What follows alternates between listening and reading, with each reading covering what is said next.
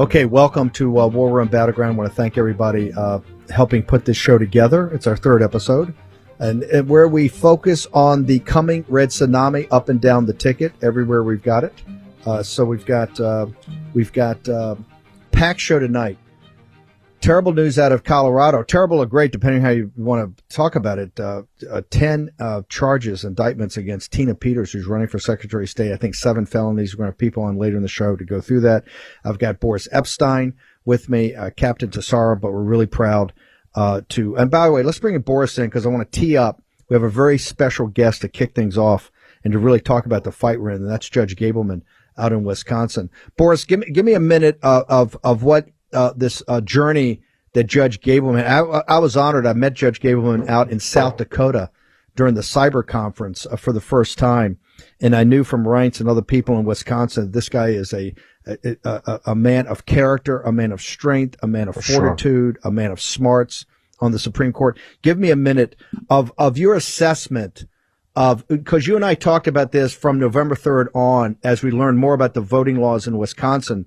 People would say, hey, it got conservatives and progressives, but the voting laws out there are very tight. We always thought that Wisconsin, because the mainstream media didn't want to talk about it, was the one that we could prove with nothing's easy, but you could prove. Give us a minute on what Judge Gableman has done as his journey.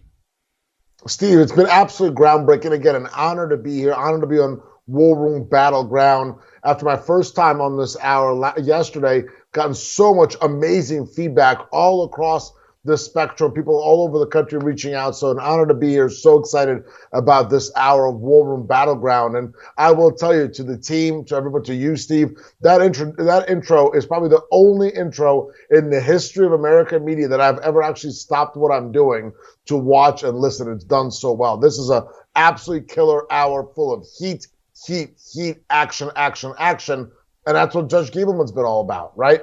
He took his role as special counsel, as the investigator of the Wisconsin election, which we knew from the audit that was done back in December of 2020 that showed 200,000 unlawful ballots in Milwaukee and Dane County. Dane is where Madison, Wisconsin is. And there were 200,000 unlawful ballots there in an election that was certified with a separation of just 20,000 between President Trump and Joe Biden. So we knew this election in Wisconsin was stolen.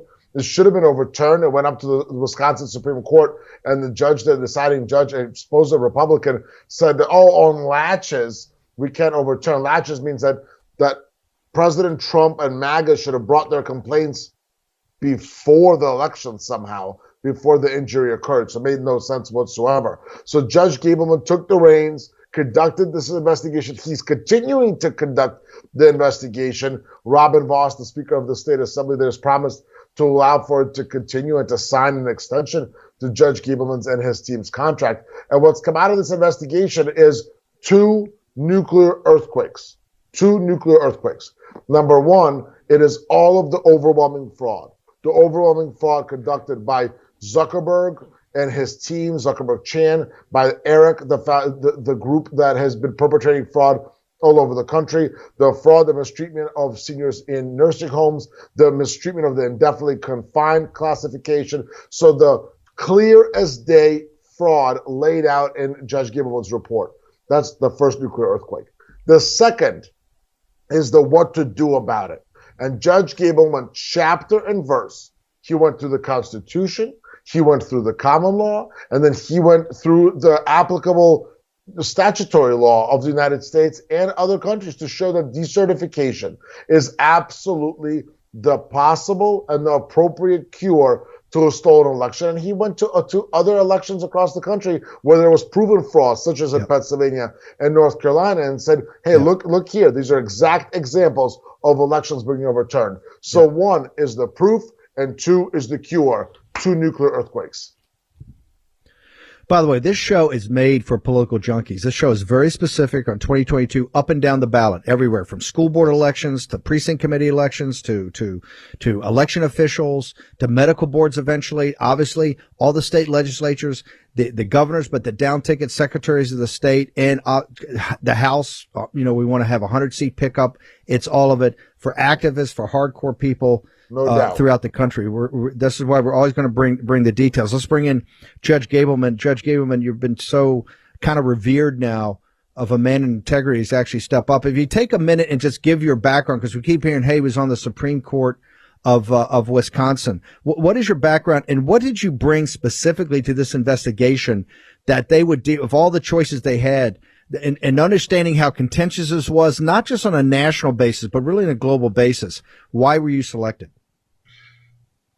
Thank you for having me on. I think my background has everything to do with why I was selected. I started out, I grew up in Wisconsin. I've lived in Wisconsin all my life.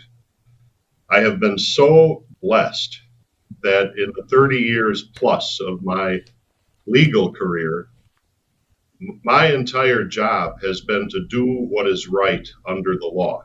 And I was lucky enough, after law school, I was offered jobs in the private sector for insurance defense companies that would have paid a pretty good amount of money. But that's not where my heart was. My heart was to go work as a prosecutor. So I took a job in the early 90s as the half-time assistant district attorney of Langlade County. And I always remember the guy who was offering me a job at the insurance defense company, at the insurance defense law firm, that was paying about 4 times more than what I was going to earn as the half-time assistant DA. He couldn't believe that I was going to take that job. And I said, if I passed it up, I would always wonder what could have happened. And then from there, I became the elected district attorney. And then I became a circuit court judge, which is our state trial system's highest form of trial court, highest level of trial court. And those were among the 6 happiest years of my life.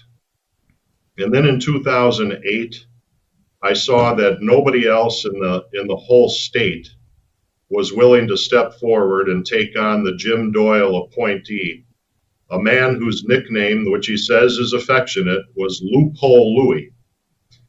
And I worked my backside off, and I spoke everywhere I could, and I met with as many people as I could to tell what Loophole Louie was doing on the state Supreme Court. And then I became the first candidate in 41 years to unseat an incumbent justice. And I served on the state Supreme Court for 10 years. And then in 2018, I decided not to seek re-election to a 10-year term for that statewide elected office. And as to why I was selected, unlike a lot of people who get elected to either judicial office or other public office, at every step of the way, Steve and Boris, I did in office precisely what I told the people I would do when I was seeking the office.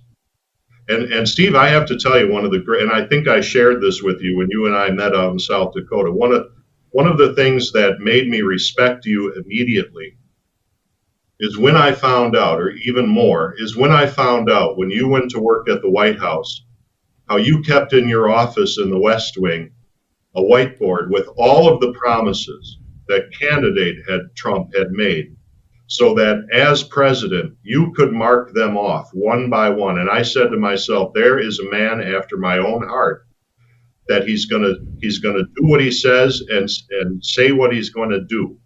And through that, this is going to wind up my response to your question. Through that, I earned a reputation among a lot of people in this state as someone they can trust, because I come from a lower middle class background. My dad sold furniture. My mother was a 5th grade school teacher at the same Catholic grade school that I attended. And I kept faith. I kept faith with the people of this state by doing in office precisely what I told. I didn't think, once I was elected, I didn't think that I had suddenly become smarter than everybody else. I didn't think, and I knew how to get good headlines. All I had to do was vote the leftist way. And then I could, oh my, he grew in office. But I've always put my trust in the people, and for over 30 years of public service, my job, and I've been so blessed, is to do what is right, what I think is right under the law, and that's what I've done here, and I think that has a lot to do with why Speaker Voss chose me for this assignment. What is given that you've dedicated your life to your state, your community, the citizens of your state, as a public servant, either a prosecutor or in the judiciary, give us your assessment of what you found, given how kind of straight people in Wisconsin are known to be. What did you find, and did it shock you about how the 2020 election was handled? Several things have shocked. The first, the willingness of our state's largest newspaper to lie. They are flat out 180 degrees lying about my findings. The Democrats, after I presented my finding, I spoke, by the way, in front of the legislature last Tuesday for 3.5 hours. 3.5 hours. And when they asked me, do you want to take a break or I said, I will stand here for as long as it takes to answer all of your questions and to go through. And once I got done, the only point of attack that the 3 Democrats on the committee could come up with was to say, well, Mr. Gableman, didn't you at one point run as a Republican, and so therefore aren't you biased? It took until the day after for our state's a writer called Pat Marley at our state's largest newspaper to make up a complete lie to put it on the headline that then became the defense. And Steve, this is why they had to do it.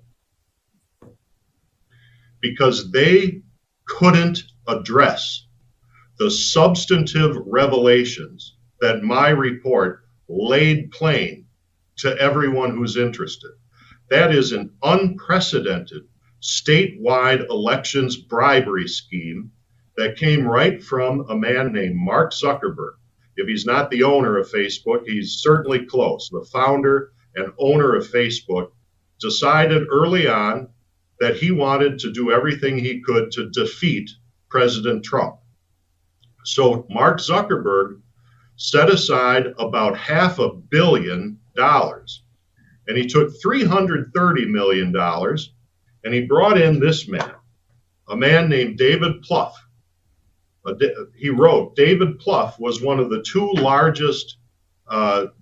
most effective political consultants that took a little-known politician called Barack Obama from the streets of Chicago and put him in the White House. Now, this book that David Plouffe wrote, A Citizen's Guide to Beating Donald Trump, it's not too subtle, and it doesn't make too many bones about where he stands on the question of Donald Trump. So Mark Zuckerberg hired David Plouffe, and David Plouffe had a plan. He had a plan that he wrote in this book in the summer of 2019. He told the world that the 2020 election, and at that point, remember, he doesn't know who the Democratic nominee is going to be. He doesn't care. The point isn't to elect Joe Biden. The point is to defeat President Trump.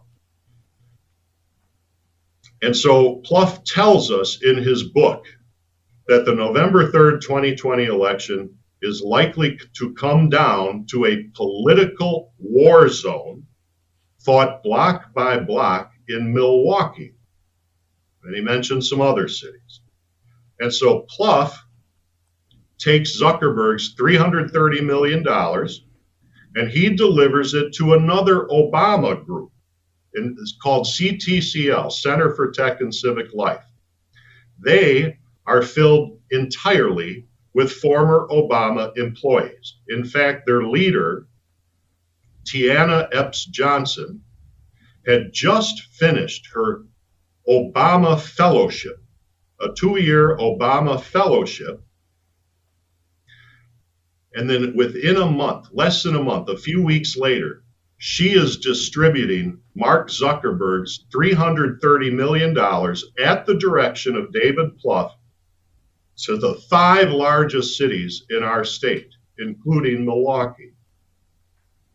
Now, Plouffe told us more about his plan, and I'll get back to exactly what they were doing, because Plouffe filled in some details. And he did that in the form of a letter to the editor that he wrote to the New York Times on November 11, 2016, a few days after President Trump was elected. And he said there were 2 reasons why Hillary Clinton lost the race.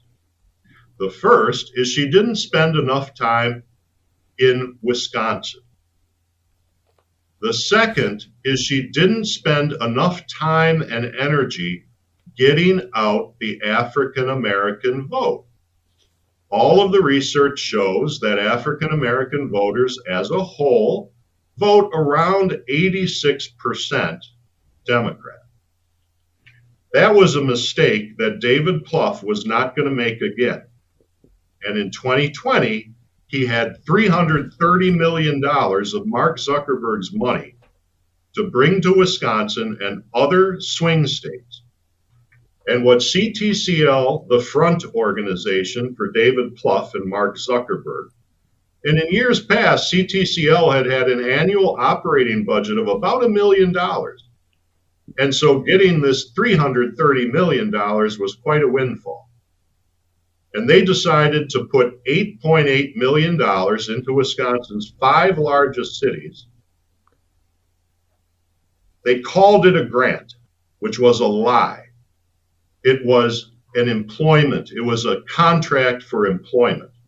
The mayors, the 5 Democratic mayors of those cities, starting with a guy named Corey Mason, who was the mayor of Racine, and going north, Eric Genrich, mayor of Green Bay, and the other 3 mayors sold out their public office.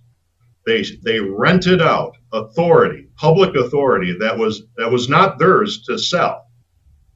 And they allowed, and what do I mean by that? Your listeners and viewers are asking, what does he mean by that, rented it out?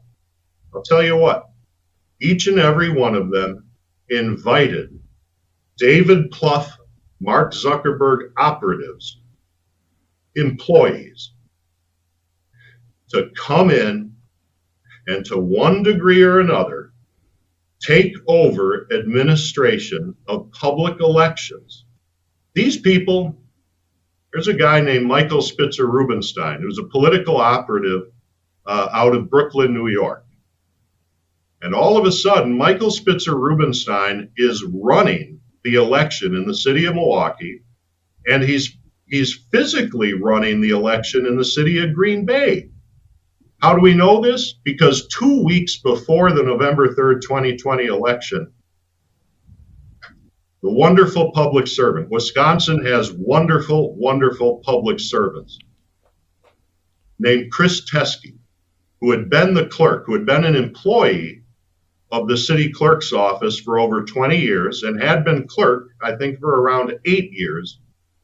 2 weeks before the election, she quits because this Democratic operative called Michael Spitzer Rubenstein, backed up by Mark Zuckerberg's money and backed up with the authority of the mayor of Green Bay, had come in and taken over every operation of the city of Green Bay public election. Chris Teskey wrote in an email, very frustrated, and she said, "These people from New York and Chicago have left me nothing to do, and I will not." Here's what I want to say, Church. That all happened. It did not. Did people were going to sit there and go, "Hey, with $330 million, all tens and hundreds of millions of bucks, sophisticated people like Plouffe, Zuckerberg's money. You got guys from Brooklyn, New York, people that, let's say this, are not guys that are hanging around Wisconsin at the time. How come it's not a 5-alarm fire? Why did it take Gableman, a former prosecutor and a Supreme Court justice, a year afterwards to do a special investigation paid for by the thing to find this out? And in and of itself, because I just want to make sure I don't run out of time, did you find in their operations did they do with the indefinitely confined, or did they change the rules and regulations with the clerks to change your belief, the outcome, and to be able to decertify ultimately the Biden electors, sir? There's a lot there. There's a lot there, and let me take it one by one. I appreciate the compliment, but it wasn't me. I wasn't the one to blow the whistle first. There was a citizen of Wisconsin named Jay Stone, a private citizen, unconnected and unsupported by any political party or any political entity at all. And he started ringing the alarm bells in the summer of 2020, about 3 months before the November 3rd, 2020 election. And he started writing complaints and requests for investigation to the very entity that's supposed to oversee the honest elections in our state, called Wisconsin Elections Commission. And he predicted everything. In those complaints, he predicted everything. He said, this is nothing but a get out the vote scheme for Joe Biden, and this has no place in Wisconsin politics. And then everything he predicted came true. The WEC, the Wisconsin Elections Commission, changed fundamental rules. They clearly violated laws protecting our elders from elderly abuse in nursing homes. We showed at that hearing in front of the state assembly a week ago, Tuesday, we showed 8 videos taken in nursing homes, Steve, where because of the 5 out of the 6 Wisconsin election commissioners knowingly, intentionally, and voluntarily violating the law, our elderly across this state, up to 92,000 of them, their rights were violated and they were abused for political gain. And this was all sold to the people. This whole CTCL thing and this whole WEC violating all the laws was sold to the people as a COVID protection plan, and not less than 1% of all this CTCL money was spent on COVID protection. Are you accusing them of elder abuse in this? I refer them. I call for their criminal prosecution. I call it elder abuse. And I'll tell you what, who else, more meaningfully, who else calls it elder abuse are the families of the victims. The families, in one instance, one gentleman has been under guardianship since about 1977. And his son has been his dad's guardian since the son was 17 years old. And lo and behold, he finds out that in November 3rd, 2020, that his dad cast a ballot for President of the United States. And this is all directly related to the fact that WEC knowingly, the 5 out of 6 commissioners knowingly violated the law. Judge, I'm going to ask you, because this thing's so explosive, and I know President Trump just put out a missive the other day. We're going to work to get you back on either tomorrow or the next day, because we've got to go through this. We've got to take another half hour, half of the show. I appreciate it. I thought we had an hour. I'm sorry. I thought we had an hour. Yeah, the reason we were going to have it, but the Tina Peters has been indicted on 10 counts, and she's running for Secretary of State, a Gold Star mother. It's incredible. So I got to get you back. Here's the thing.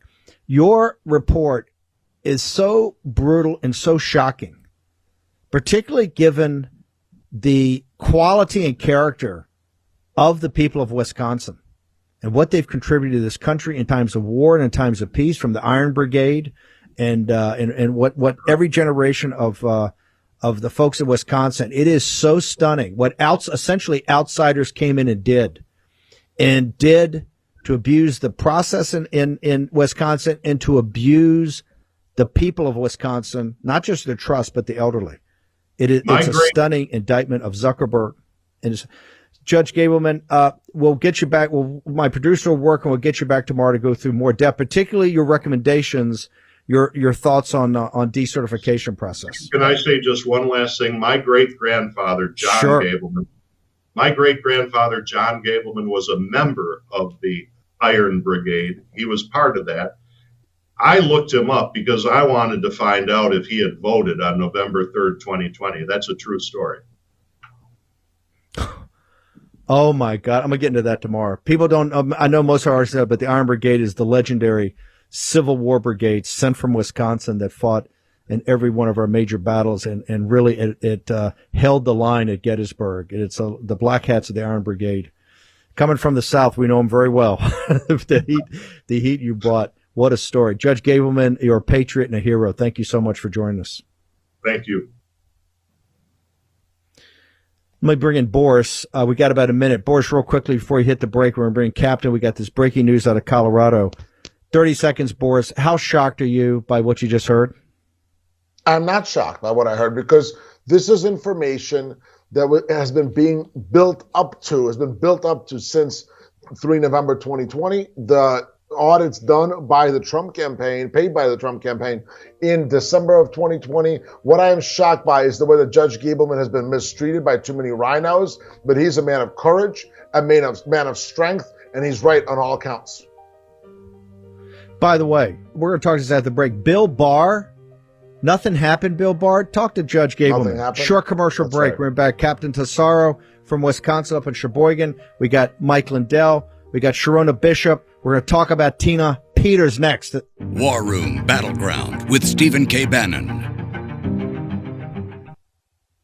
Okay, welcome back. We got tons of breaking news. And I got to tell you, the first half of the show, we're going to get Judge Gableman on tomorrow night. He's from Central Casting, okay? And the story about the Iron Brigade. The Iron Brigade is one of the most, probably the most legendary regiment in the Civil War for the North. Fought at all the major engagements and really at Gettysburg, held the line at Gettysburg. The Black Hats of the Iron Brigade. His great-grandfather fought with the Iron Brigade from Wisconsin. And one of the first things that Gableman did, he went and checked and see if his great-grandfather voted. That shows you how messed up things were there, and it shows you the character of someone like Judge Gableman. We're going to game back on and go into detail. Boris, you got massive breaking news on a lawsuit coming out of the RNC. What do you got for me?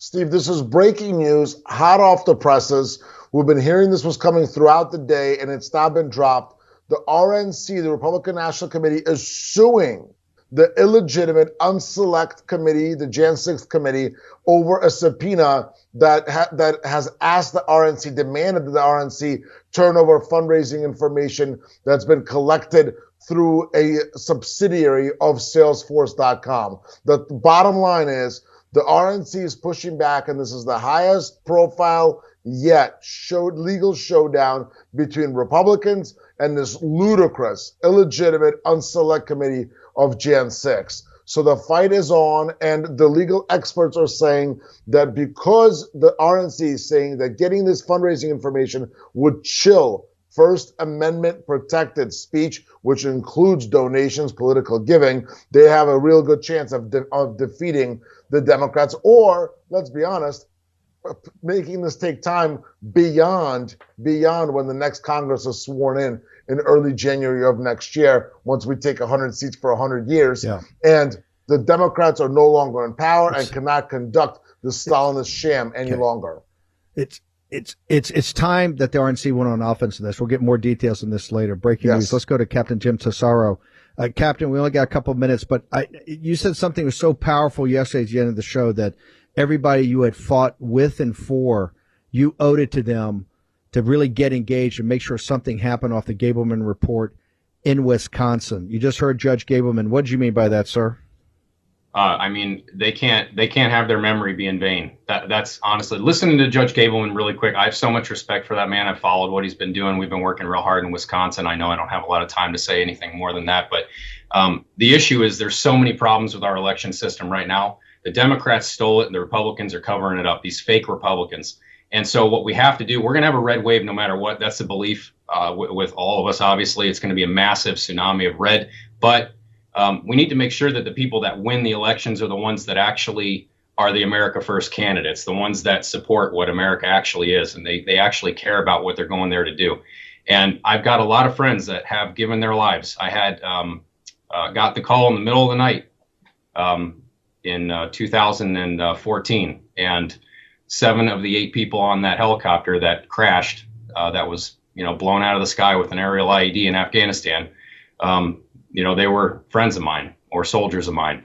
And that was a huge loss. That kind of stuff can't be taken lightly. So that's why when these representatives sit down and they say, "Are you done?" When they hear somebody telling them that knows what's going on, and it's completely disrespectful. They have no respect whatsoever for the American people or the rule of law. What Justice Gableman has found is very clear and concise. I learned one thing as a commander in the Army: be brief, be bold, be gone. It's almost like you just can't argue with what he's found. You cannot argue with what we have as far as evidence goes.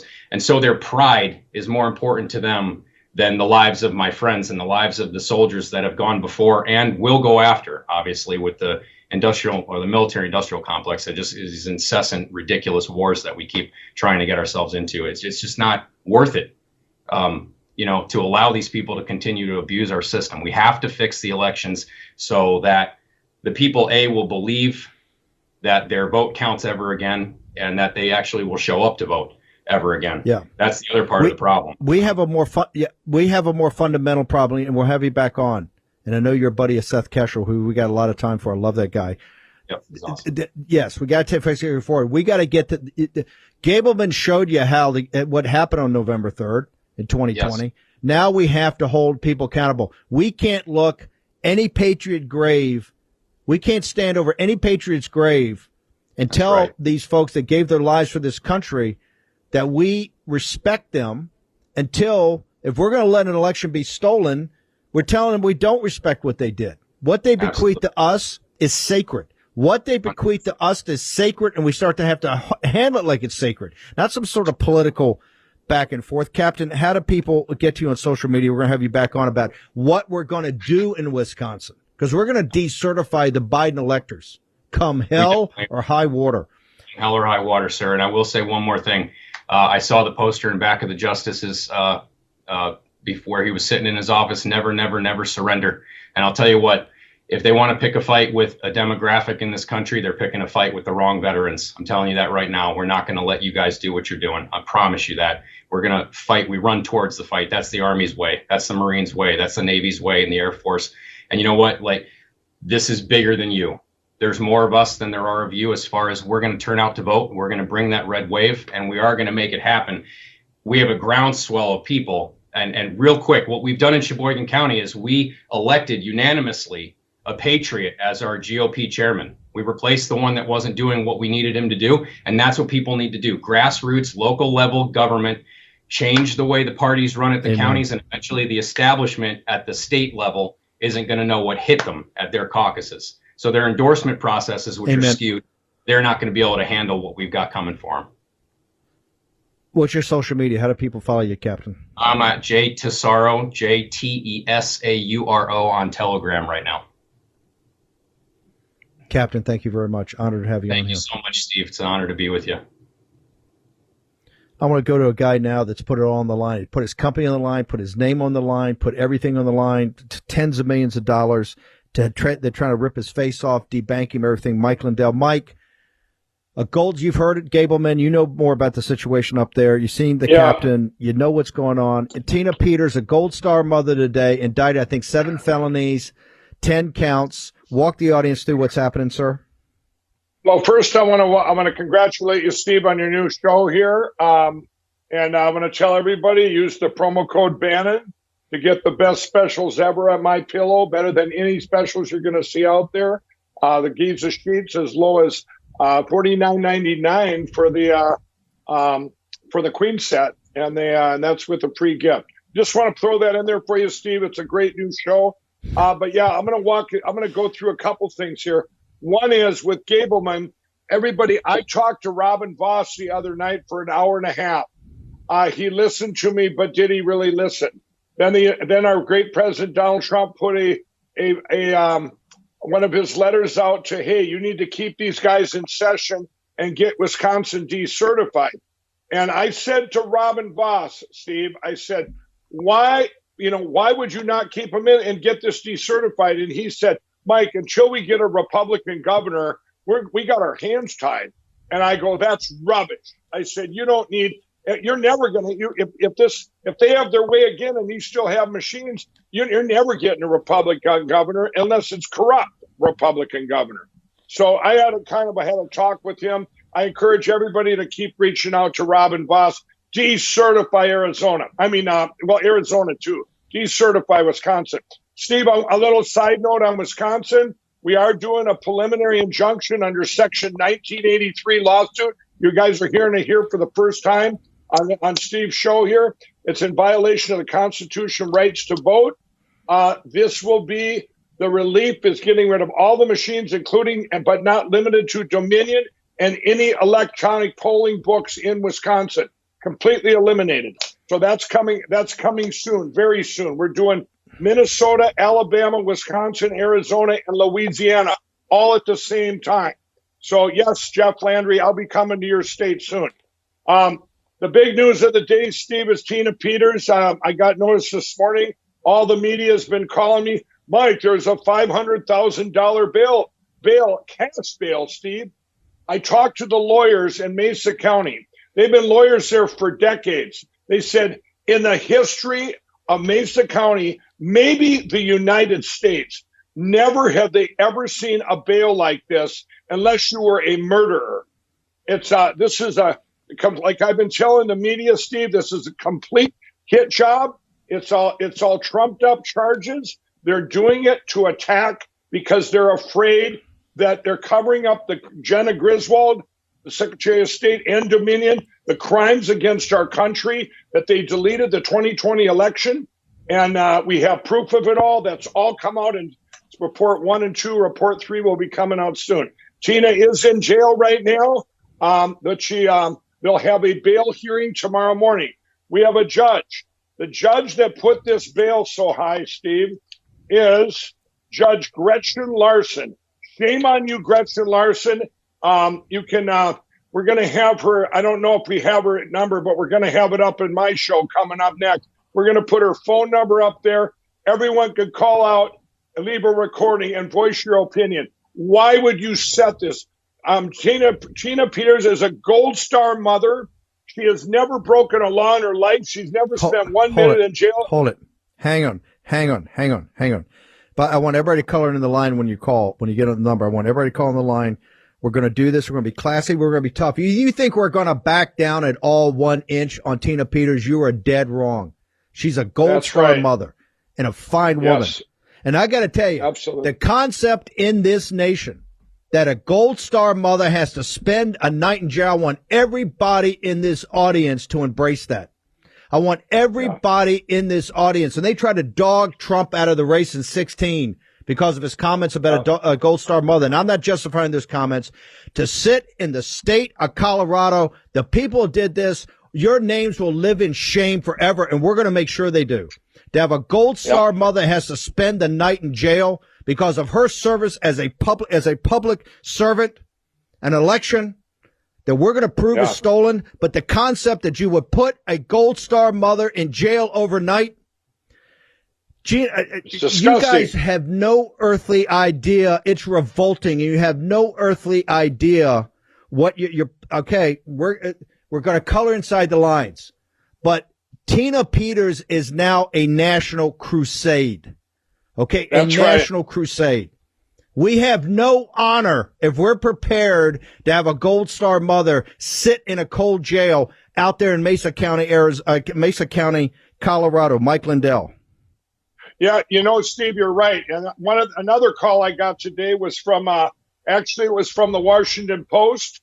They called me up and they said, Mike, them and the newspaper from Colorado or from Denver, Colorado said, Mike, did you hear the RNC chair of Colorado wants Tina Peters to stand down and back off as running for Secretary of State?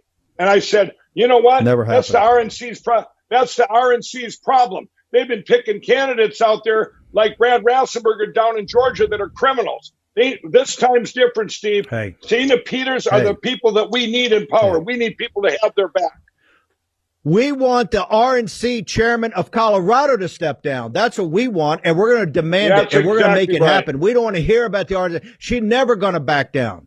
And by the way, That's she's right. going to be the next Secretary of State in the state of Colorado. This is a disgrace. Absolutely. This is a disgrace for this disgrace. nation to put a Gold Star mother in jail. And the Mike, we got to work and get that 500,000 right away and get her out of jail. This is unbelievable. I'm getting her out. Let me bring in Sherronna. Yep. And Steve, I'm going to tell everybody. No, but we ought to force we ought to force the judge to meet tonight. There's no reason to keep her in jail.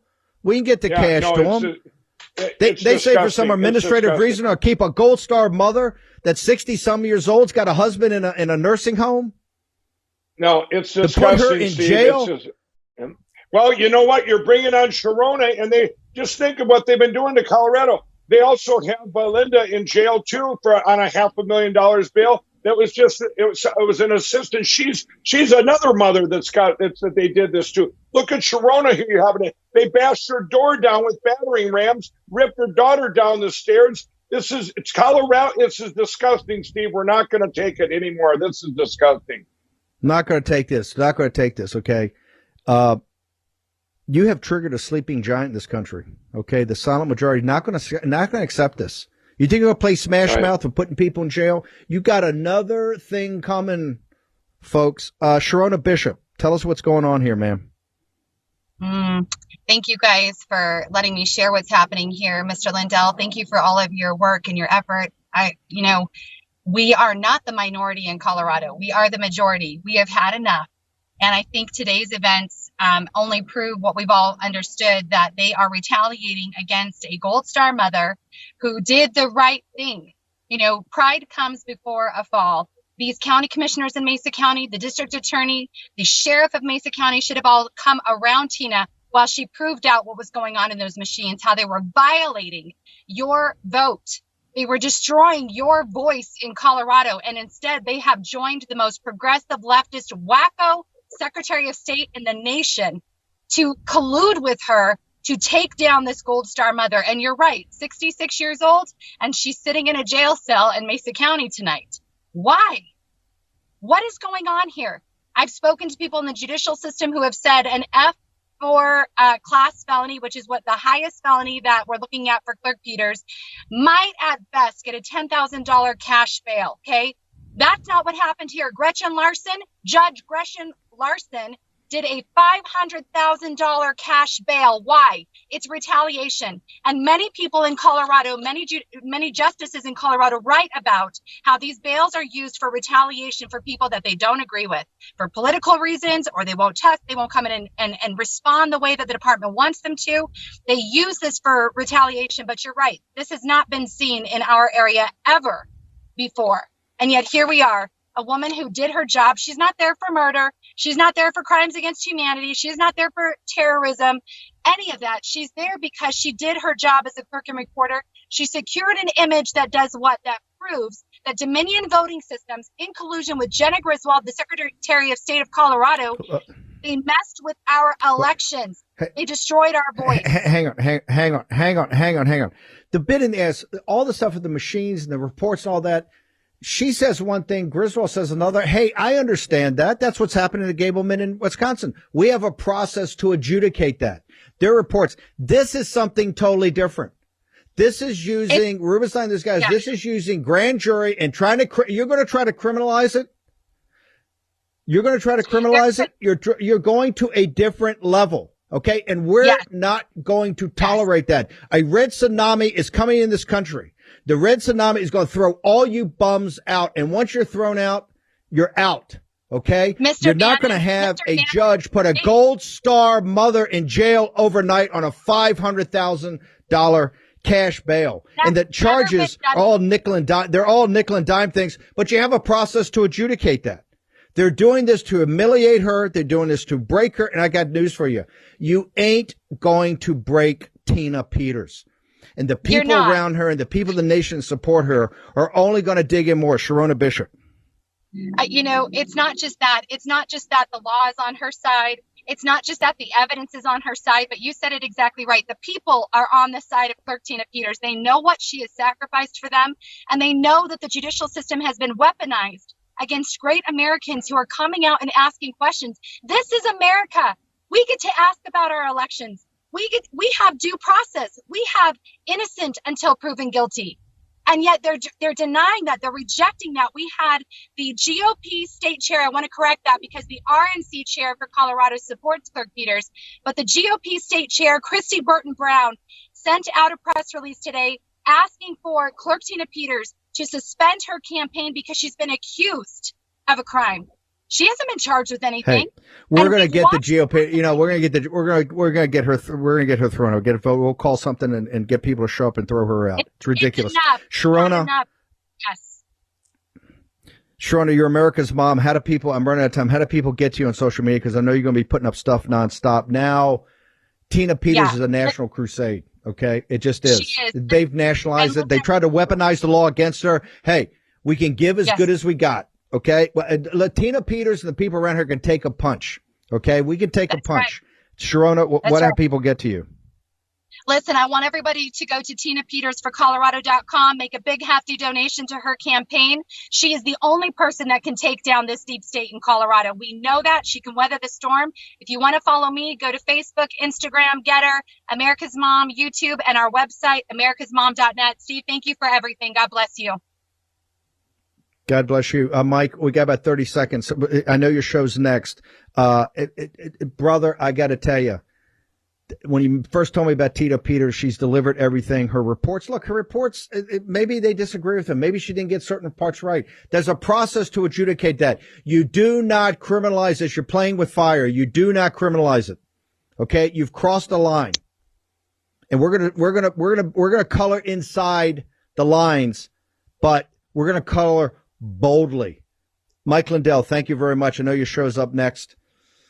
Yeah, thank you, Steve, and congratulations on your new show. We're going to get the word out to the people, and Tina will be out tomorrow if I can help it. I'll tell you that. This is it's disgusting. And anybody, Stephen, anyone that's running for legislatures in this country or any position right now, and if you're in power right now, you're either going to be two things, either a traitor or a hero. Take your pick. There's no in between. Yeah. Binary function. Boris, real quickly, give me you got 20 seconds. Give me your 10 seconds. Give me your social media. No doubt. BorisCP.com is the hot website. Hot on Getter at BorisCP. Twitter at BorisCP. Hottest on the gram, Boris_Epshteyn. See you tomorrow. God bless. We will see you tomorrow at 10 a.m.